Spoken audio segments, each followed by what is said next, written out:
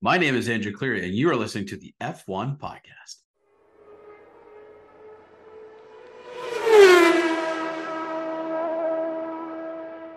What's up, everybody? Andrew Cleary here from the F1 Podcast, bringing you Season 3, Episode 25, where we will be coming off the Singapore Grand Prix review. I am joined by the lovely Erica Hollingsworth. Erica, how are you doing today? I'm doing well, Andrew. How are you? Fantastic. The man is back from the motherland as well, from Italia itself. Welcome, Jonathan Ricci. How are you, man? Ciao, come stai? Tutto bene, grazie. I'm Ciao, good. bello. I'm Ever good. since you went to Italy, your little Ferrari boys have done a pretty good job in terms of competing in races. Maybe you should. Are you thinking about staying, going back to Italy, and keeping that momentum going, or what? Look, I'm just saying, if Ferrari wants me to work in Maranello, I'll pack my bags and I'll be there in a hot second. Italy was a lot of fun. It was good to be back. It's been years. But it was hard to find a place to watch the race in Rome, which I found very interesting. It was either a British pub or I found an Italian restaurant last minute to watch it, but they didn't have the volume on the TV. So look, hey, it's whatever. Ferrari got a podium in Monza. I'm happy with that. It's a home GP. You think you'd have the commentary on. Mm-hmm. I talked to my family I have family that still live in Italy, and they said that I think just because Ferrari hasn't won in a while, not a lot of people are just paying attention unless you're live near in Imola or near Monza or Milan or where Maranello, then you probably are more into watching it. But I guess I came across a couple of Ferrari stores, but barely anyone really wearing any Ferrari gear. But I don't know, it's very interesting. Also, I saw there's a big announcement from Erica is we're on TikTok now. We are on TikTok now. It's still very new. We're still kind of figuring out what our vibe is. But you can follow us the same way that you would on Instagram at f1.podcast. We have whatever random musings pop into our brains appearing there, and we're having a good time so far. Great time. I think I still need to post a TikTok, but I'll have to figure that out. Yeah, you're slacking. Erica's been killing the TikTok game. I'm just gonna put that out there. She's been smashing it. Who needs to follow the trends on TikTok when you have whatever it is that's going on in my brain happening in the background? That's why you are a leader in the real world, Erica. You are a trendsetter. Trendsetter and tastemaker. Bingo, bango, bongo. So anyway, yeah, give us a follow at f1.podcast. We share some of the content on YouTube and Instagram as well. But of course, you will see everything first there. Including my lovely. Oh, okay. Sorry, go ahead. I was going to say, including my lovely 13-second recap of the Singapore GP, which we'll get into in more detail. Exactly. But before we do that, I want to make sure that we notice that we are at the Rey Mysterio level, the 619 on the Instagram followers. If anyone has any WWE reference, yeah. That's where it came from. But yes, and also John will be in Waterloo at Laurier this weekend, attending our university's homecoming, which should be a lot of fun. If you are interested in meeting up with John, let him know. He will be there at the football game on Saturday, especially when the boys are undefeated so far in the season. Exciting stuff. I'm proud to go back to where it all started. Us three meeting with each other at good old Laurier, Golden Hawks territory. We're really excited about that. So yeah, I'll be posting some stuff on the Instagram. So come find me. Would love to chat. Just a couple other things before we get into the fastest lap. One of our dear guests, Spencer, is off to New Zealand, so we want to wish him the best of luck, and maybe he'll attend the Australian Grand Prix on behalf of the F1 podcast. Let's try to get to 1,000 by the end of 2023. Fingers are crossed. Let's keep going. And I just wanted to give a quick shout out to I Give an F1 podcast and Dirty Side of the Track podcast. They did a joint episode last week. Two of our really supportive podcast groups, and they've been very helpful, and it was a great episode. So really encourage everyone to listen to it. But on to Singapore. I don't know about you guys, but this is probably the race of the season, but we can get into it. The fastest lap was done by Lewis Hamilton at 1 minute and 35 seconds. And what better way to do it to the person that just got back from vacation, myself, and let's see if this is possible. So who wants to count me down as I drink this water? I will start the timer. I'll get it. Sorry, I will have a timer ready. Set for a $1:35. Johnny, I will start the clock when you start talking. Welcome to Singapore. We saw possibly the best race of the season, but depends who you ask. Let's start with practice 1, where Fernando went off the runoff and drivers are avoiding lizards all over the track like they were loose from the zoo. Apparently, George Russell ran over it, but hey, it's debatable. Both Ferraris look wicked fast, and they topped the charts in FP1 and FP2. Going into qualifying, we saw a scary moment in Q2 with Austin Martin's Lance Stroll went over the curbs and totaled his car completely, which caused a session to be red flagged and ultimately eliminated Lance Stroll from contention. He was unable to participate in the race, and Verstappen had probably one of the worst qualifying sessions of his career and not even making it into Q3, but as he impeded Yuki Tsunoda and also blocked people's entrance from the pit lane. Amazing effort by Liam Lawson qualifying Q3 in his early F1 career. Checo spun out, and Carlos Sainz went on to win his fifth position of pole of the weekend. Starting onto the race, we saw both Ferraris have an amazing jump starts and saw Lewis Hamilton going on for the runoff, causing George Russell and had to go to the spot. Let's get to the end.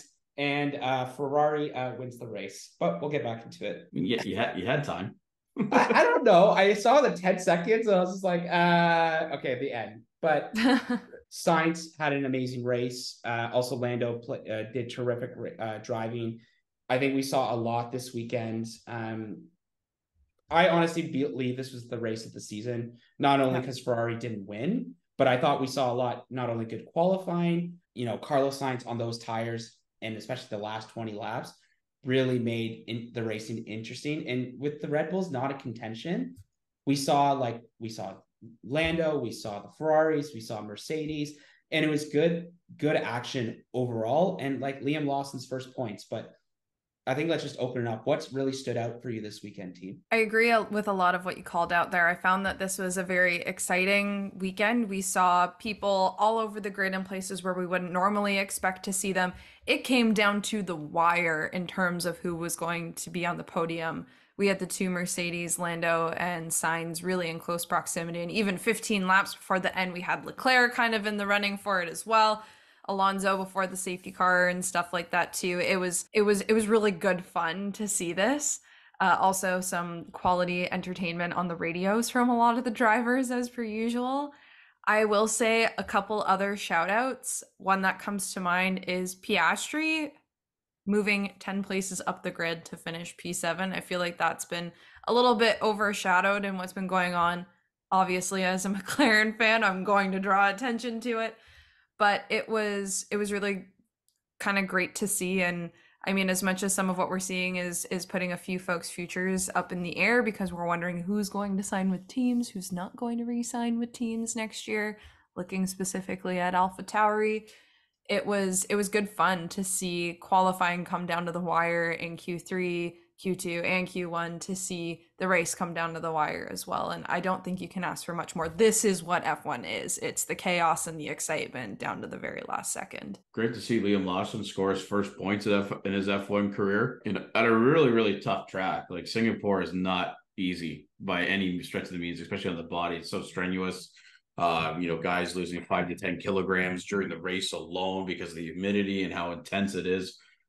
With all the turns and all the low speed turns against the G-forces and whatnot. But, it's funny. He's made a really huge case for why he should be in AlphaTauri next season, but it sounds like they're not leaning towards that at all, which is kind of shocking in my opinion, because he is incredible driver. And it was funny part is he scored his first race. He scored his first points at F1 and he was disappointed with the team's kind of overall performance on the radio after. So it just shows his fight and desire to want to just be the best that he can in F1, which is great to see. I feel really bad for Yuki Tsunoda. Like, the guy's had no luck at all these past few races whatsoever. And when you're fighting for a seat in your team, having this poor luck or this poor stretch does not help you whatsoever, right? Both from a confidence perspective and both from a performance perspective. So, it was interesting but I'm not going to lie, I'm a little disappointed in this weekend. I was really hoping that Red Bull would pull off the perfect season with regards to wins, because we're so close to it. We were like, 6-7 races away from the perfect season. I just wanted to see it. Now that we didn't, I mean, I sound like a Debbie Downer, but it would have been such a unique case. However, with them out of the picture, it made for some exciting racing at the top front. Especially that was combined with some safety cars and some great tire strategy along the way. It was exciting, but also disappointing in a way because I wanted to see the perfect season happen. And then I guess just to add into Andrew's comments for those that don't know, Max Verstappen was on track to potentially podium every race this season, which would have matched the Michael Schumacher record in his 2002 season, I believe, where Michael Schumacher for Ferrari was on the podium pretty much every race. And Max Verstappen was literally on the podium until this weekend where he came sixth. Yeah, I think it did feel weird at the ends where it's like, wait a minute, the Red Bulls aren't here, but then the Ferrari won a race, their first win, I think, since Austria of 2022. I think it's just really interesting to see just the fight that Carlos Sainz had. I mean, they had both great starts off of the start of the lap, and everything was going very well until both of them had to pit. And I think that's the problem is if you're driver one, you'll get the more priority strategy most of the time. So Leclerc got stuck in the traffic and was not able to kind of really jump ahead. But I mean, man, just to see what Carlos was able to do in those last 20 laps, and especially, instead of like kind of trying to drive a lot, but, kind of pausing to ensure Lando Norris or braking early. So Lando Norris would have to brake early to stop both the Mercedes to come. Carlos and Lando, two former drivers, just being buddies and getting on the podium together. We love a little Carlando bromance whenever we get a chance to celebrate it. I think my favorite clip was when they were talking about the gap to Lando and Sainz said, yes, it's intentional. Like it was on purpose. So like what an I-1000 IQ play, right? Yeah.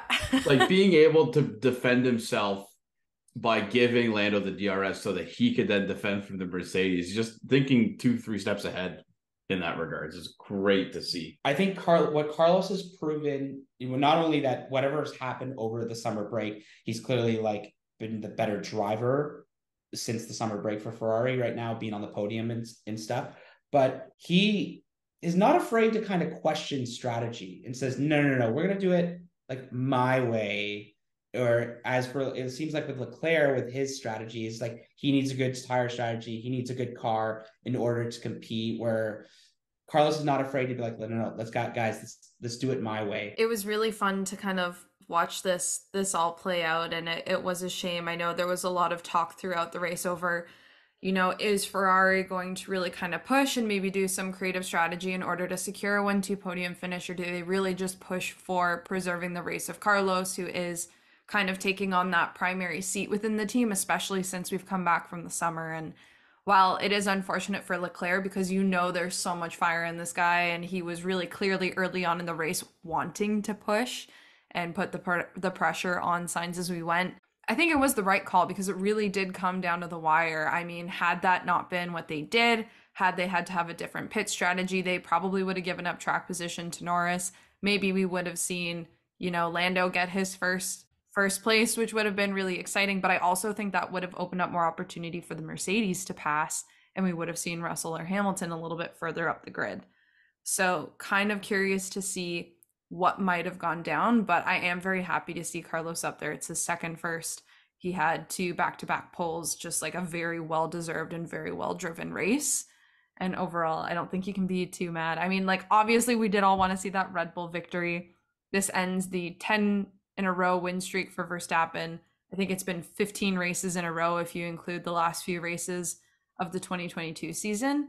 Ricci's shaking his head like, no, I did not want to see that happen. We know Tyler is probably crying somewhere out there knowing that it didn't happen either. But I don't know. It was fun. It was good fun. I feel poorly for George though, that his race ended the way that it did. This was Fred Vasseurs' first win as a Ferrari team principal. And what better way to put him on the podium for his first win? And you can tell, I think Maranello, they can celebrate a little bit with this, because I know that he was under a lot of pressure, especially how the season's been going for them. We saw some big smiles from him and a number of the drivers. And I'm telling you, when the Italian national anthem is played, there's just a certain awe to it, and just you can hear all the Ferrari engineers sing belt it very loudly. But man, Mercedes, they were almost there, and I felt so bad for George at that end crashing. But I honestly could have thought that they were going to potentially pass Lando and Carlos there. It really did come down to the wire, just so last minute. I think in the heat of trying to get back to this, because like when they double stack to get on the mediums, where both like Carlos and Lando on the hards, I think they just they used too much of their rear tires trying to hustle back to get to a position where they could overtake. Because when you take a look, it was the AWS, like the catching within X amount of laps distance, Russell was consistently doing it like a couple laps ahead of what was projected. But in doing so, I think he shot his rear wheel tires, which, good for him to like go for the gap, right? And really try and fight for that, for the race win. But unfortunately, it was just a mistake that cost him in the end. And, Hamilton was smart enough to sit behind him and to let him pick up the pieces for that podium finish for Mercedes. And it also kind of looked a little bit that like Lewis was kind of pushing George too. It's like, come on, like even you heard that on the radio where he kind of just like tell George he needs to keep pushing. But that also gives Lewis Hamilton his 196 podium, which 4 away to 200. And I don't know if you guys saw that, but in the post race comment, I don't know if he turned to Lando and someone, he's just like, have you been in this many races? About the amount of podiums that he has? Just a nice little dig. Yeah, so the actual stat there, he has 196 podiums, and they asked if he would hit 200 by the end of the season. And he turned to them and asked if either of them had even been in 196 races yet. And the answer was no, I think from both of them. So I think, was it Lando said he hasn't even hit 100 yet? Yeah, probably not yet, right? Because they had a short season for 2020. He will hit 100 by the end of the season. He's close, but he's not quite there. 3 away. 3 more. Nice. Yeah. So especially with, I think, Mercedes looking well, McLaren looking well, this has now made the constructors a little bit now more interesting, a nice little dogfight between Ferrari and Mercedes. But, I think there's another elephant that we need to kind of talk about is Aston Martin with not another good weekend. Fernando Alonso clearly having some issues with the car, and especially Lance Stroll crashing the car and not be able to race. What's going on, Andrew? Lance, time to learn tennis, buddy, because you should not have a seat in F1 next season whatsoever. It is utterly embarrassing to watch them, how they basically gave up in the development race this season, pretty much. A lot of it having to deal with, the cost that Lance's cost Aston Martin in terms of having to rebuild his car. Every freaking it was a $1.2 million crash. This happened this weekend.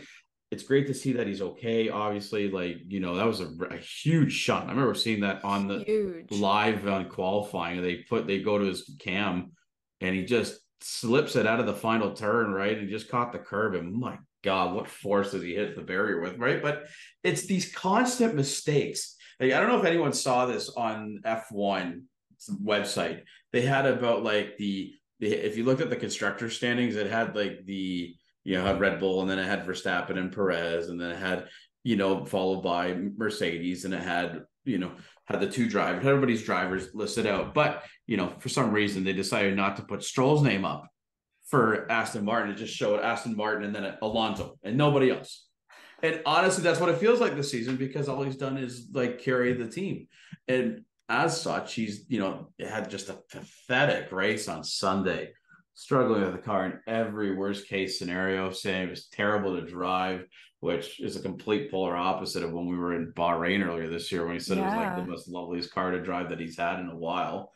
But I think we're really at a position now that Lawrence Stroll needs to make a wise business decision. And you're going to have to cut out family in this case, because Lance is not a quality driver anymore in F1. And I hate saying that, but it's the truth. He does not deserve a seat in F1 next year with Aston Martin whatsoever. Big brain move here. Does Aston Martin sign Liam Lawson if AlphaTauri does not? I mean, Daddy Stroll has the pockets. You might as well, because exactly right. If Lawson loses his seat to either Ricardo and Tsunoda next season. And if he's free game, that guy is an absolute weapon on the track. His racecraft is so good. He can run circles around Lance Stroll at this point for all I care. Open the checkbook up, send Lance off to, tennis camp. I don't care. I'm just he's going to Olympia in the Muskokas, and he's going to seriously. And it sucks because he's a great Canadian. He's a Canadian, he's done well in the past, but man, I just don't know if he's lost his fight to drive.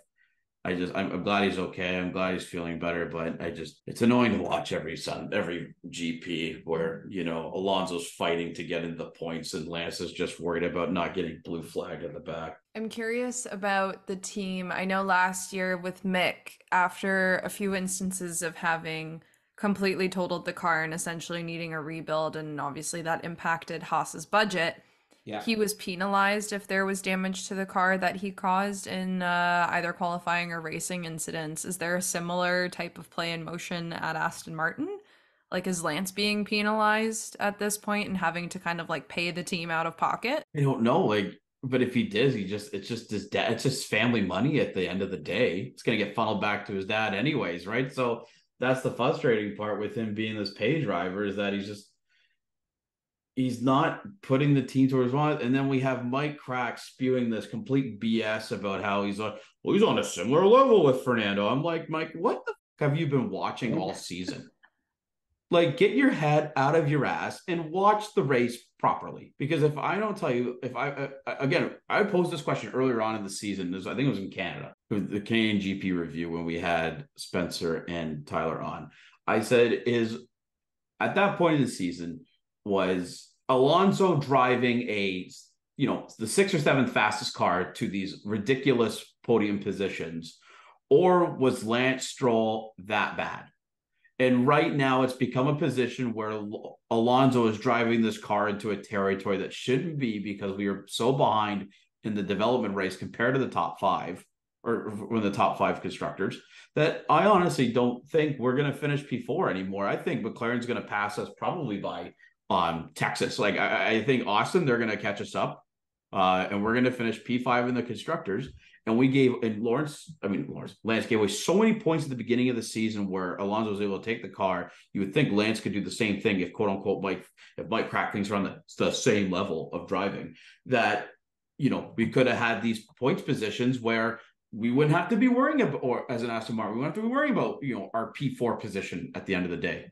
And there's big money on the line for this. Yeah. So I apologize if I sound frustrating, because I am. It's stupid frustrating having to deal with this crap week in and week out. See, here's why I think you sound frustrated, whereas I didn't sound frustrated with McLaren earlier on. Your team did well at the start, so you had hope, and that hope is now being slowly taken away. I absolutely feel you, though. I think that when we look at the car at the beginning of the season, it was a competitive car, but like we said, other teams have been able to bring advancements to it that Aston Martin hasn't, in part because they keep paying to fix Lance's car. And it's now starting to fall apart. It's falling behind, and it's going to have the team kind of question what's going to happen. Because we've heard time and again, the difference between 4th place in the Constructors' Championship and 5th place does a lot for your prize money and for the development of the car next year. I don't know if anyone's seen it on Reddit, but I forget who does it. They do the World Destructors Championship. They kind of assign. I was trying to pull that up while you were going on your rant, and I couldn't find it. Well, apparently Lance is sitting P2 in the World Destructors Championship behind Logan Sargent, who's P1, right? Who again is on the hot seat for his seat at Williams this next season, right? So they've had to spend. If you look at the World Destructors, Lance has caused, I think, around $2.45 million worth of damage to the car. Alonso's cost the car, has put $220,000 worth of damage in the car. Like, that's a huge discrepancy. Wow, that's crazy. So speaking about damage, if we can just talk about this, let's go. I just wanted to quickly touch base on Lando, because I don't know if you guys saw that in the post radio, but apparently he hit the wall because he was celebrating too much.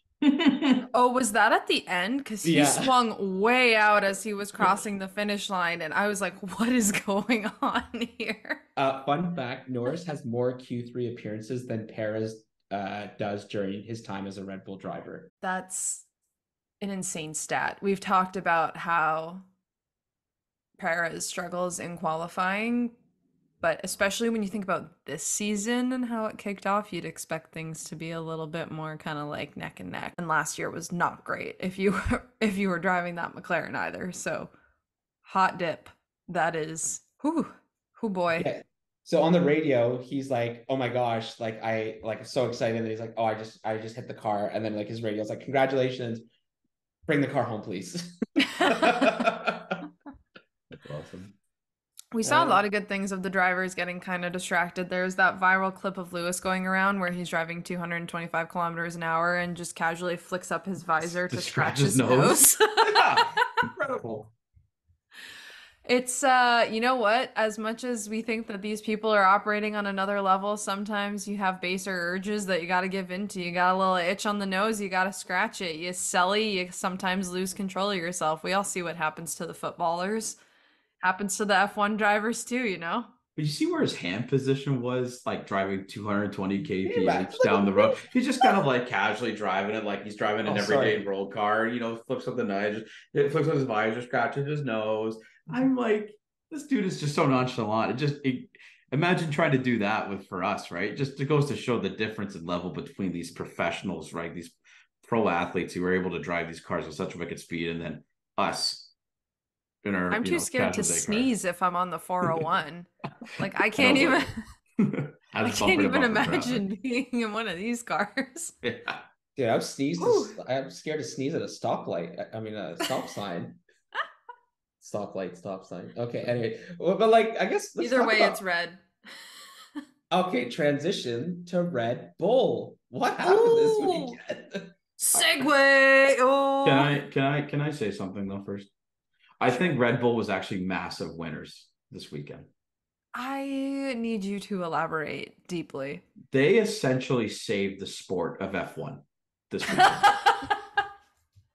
Yeah, try calling that to Max Verstappen. Well, here's why I say that, because Horner mentioned it was pretty much the same car that came down from Monza. So in theory, if you think about it, those upgrades that they provided or their setup was for a very low downforce track.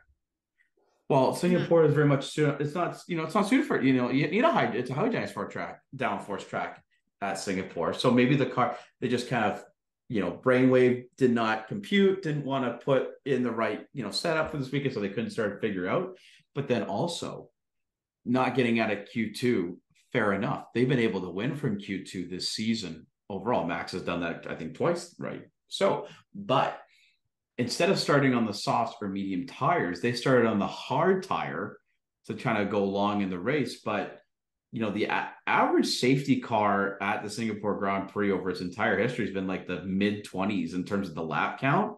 Yeah. So in theory, they should have this data available. And don't tell me they don't, but they do. So they could have mirrored tire strategies with the people at the front, like a soft, going medium, going soft. And I think there's been a safety car pretty much in every Singapore Grand Prix. So you can kind of potentially base it on that. And the car should be fast enough to get into a points position or even like fight for a win with the mediums or soft tire. But nope, they went hard tires despite the data that could support a softer medium start. And they got caught out in the first safety car period because they kept going on the hards when everyone pitted for the hards, and they were done like 20 laps older, and they just essentially kept getting passed and passed. I think at one that point, was so nice. Finally, to see K-Meg over be able to fend off Verstappen in the Haas for a while there, I was over the moon. Max is fuming in that car. But then you saw at the end of the race too how Max visited Lando during his interview period. Then he goes like, "Yeah, I didn't really want to defend you anymore," sort of idea, because of how because it was just a matter of time before Lando was going to get around him. So essentially, knowing all of that, it's just how you two even reacted to the fact that, oh my God, it was so much fun seeing cars overtake the Red Bull. Them making these critical decisions basically create a new hope for the F1 community, create a new life, create a new spirit that we're talking about today. So in essence, they were massive winners because they saved the sport of F1 this weekend. Okay, just let me just jump in here. And while I can kind of agree with you on some point, but Red Bull has historically in the last 10 years have not done well in Singapore. Complete dog water in Singapore. So I like, yeah. So they probably look at this weekend. They're like, you know what? If we're gonna lose here. Okay, 2022 was an exception because Perez won, and the last win was Sebastian Vettel in 2013. But yeah, so while I agree with you, the stats kind of can help a little bit there. Just saying. I also just have to say, you talked about it bringing a new hope, and all of a sudden I'm going, is Red Bull the Empire? Are we trying to take this down? Is Sainz Luke Skywalker? Is that what's happening here? Well, and then the ironic part is that Red Bull's gonna win the drivers' championship, and Max is gonna win the constructors, and Max is gonna win his driver championship in about 2 to 3 Grand Prix anyway. So, but knowing that, they gave hope for people to be like, okay, there can be new winners this season. People can fight for new positions that they weren't had. So, I'm gonna stand by. Red Bull are massive winners this weekend overall. Okay. Now you mentioned Star Wars. Okay, let's just let's talk about this. Who is Darth Vader on Red Bull? Is that a Christian Horner? Is it Max Verstappen himself? It's Helmut Marko. It's Helmut Marko. I think what's that one? It arguably could be Adrian Newey, though. I don't know if you've seen the clips of him staring down the McLaren before the race. He's just standing there. The car is there. They've got some upgrades on the kit, and he's just staring. And if that doesn't strike fear into your soul as an engineer at McLaren, I don't know what else does. So for me, it's either Adrian Newey because he's building this absolutely, well, with the exception of Singapore, incorruptible car, or it's Helmut Marko because he's such a controversial figure. I was thinking maybe a Palpatine. Am I saying it? Absolutely. I picture him. Oh yeah, no. Adrian Newey is Darth Vader. Helmut Marko is Palpatine. Okay, we're writing that. We're gonna write that in the chat. Yeah. Who do you think for the Red Bull group matches the villains in Star Wars? Totally would love to hear people's opinion on that. Just a couple other things that happened this weekend. Pierre Gasly had a good race this week. Getting into the car in the points. Esteban Ocon, on the other hand, didn't. Brutal. He was very upset with his retirement. I don't know if you guys saw that. I'm just trying to think who else got points. Scored points, which is great. K-Mag got a P10, got a 1 point there, which is it's good to see them back in the points finish. Great to see there. But also, Oscar saved me in fantasy. Him jumping that 10 spots. So thank you. Many thanks, Sam. I gotta say, I know I've called it out before. I'm genuinely pleased with how he's doing for his rookie season, especially how hard things went off. Snaps to the whole team there because he's doing quite well. And you can tell there's more to come. He is actually very disappointed in himself and how he's performing when you hear him in interviews. So let's fire it up. Excited to see what's coming down the turnpike. What I like about Oscar's season so far is that yes, he's the rookie he's in the best car, right, for a rookie, right, being McLaren over Sargent in that case. But as you mentioned, Erica, he's been able to showcase why he's so good at the sport, and he's been able to push Norris as well, as a rookie teammate. And so even we watch out next year, man, he might push for that kind of number one driver role in the team, and give Lando. I think it's going to be a healthy relationship there in that regards. I think this year, obviously, Oscar's had to deal with some of the cases of being a rookie where you kind of let Lando be the car in front, especially when they're competitively driving in that case. But I don't think we're going to see that next year whatsoever. No, it'd be interesting because we haven't really had in several years at McLaren an instance where there is really a fair fight between the drivers. If you think about it, Lando was a rookie when he was racing alongside Carlos, and Carlos kind of took that first seat. And then Ricardo was kind of playing second fiddle from the get-go to Lando, and now we've got Lando in that primary seat over Piastri. But like you said, I think it's going to inject a bit more competition, and we might see more of the crazy racing like we've seen among some other teammates down the road. Like last time I can think about it was Alonso and Hamilton back in 07 for Hamilton's Yeah. rookie season, and that kind of ended a little nastily, a little nasty between the two drivers. But I don't think it's that case with those two. I think there is an underlying healthy relationship that can be in a professional standpoint. I think and from a racing standpoint, I think it's going to push that team to another level. I feel like he's got a good mind to work with the engineers too. It Absolutely. Seems like from everything I've seen, he's really good at breaking it down and giving them good feedback. So that is truly invaluable because you can be an awesome driver, but if you can't help give the team feedback, the data only gets you so far. So I think that's a huge win for McLaren as well. Alpine, you done messed up. You done messed up, Ron, and here you go. Yeah, I don't know really how to segue from that, but I'm just looking at news of the day. Zhou resigned for 2024. I think that's key for Alfa Romeo for the continuity in that regards. I'm surprised because I know that an issue with his resigning had to deal with money that he's bringing into the team, but I guess that has been now resolved, which is good to see. So that'll be 24. I think the big question is AlphaTauri again this year. Who are the two drivers going to next season? And then if you're Liam Lawson on the outside looking in, why are you staying at that point, right? You go find another team. And I think a great spot would be for Williams to get, as a number 2 over Sargent, or as we talked about earlier, Erica, great point. Aston Martin, I'm knocking on the door I know we have Felipe as a reserve driver and he's really good, but I think Lawson's kind of ahead of Felipe right now in terms of form. So yeah, 100%. I think it would be a miss on a lot of the F1 teams who have vacancies and are questioning their driver lineups for the next year to not at least entertain a conversation with him.